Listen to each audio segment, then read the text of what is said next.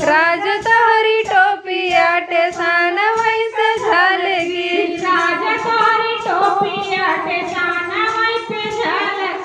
राज तोहरी टोपी आटे सान वही पे झलकी। सोनवा की थारिया मजेवाना बनावले। सोनवा की थारिया में जेवना बनावले। सोनवा की थारिया मजेवाना बनावले।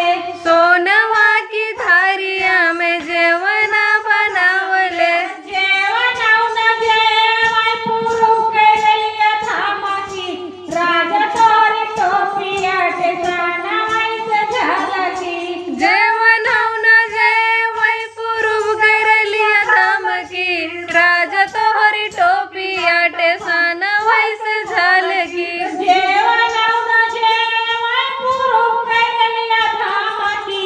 राजा तोरी टोपी आटे सान वैसे झलकी। राजनावून जेवय पुरूब करलिया धमकी।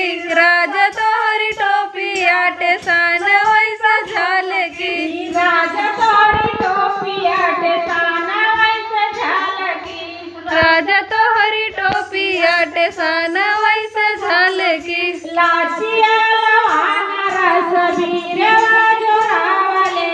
लाचिया लवांगे रस बीरवा जोरावले। लाचिया लवाना रस बीरवा जोरावले। लाचिया लवांगे रस बीरवा जोरावले। बीरवान पूछे पुरू केलेल्या धमकी। राजा तोरी टोपी आटे सान वैसे झलकी। बीरवान पूछै पुरूब करलिया धमकी।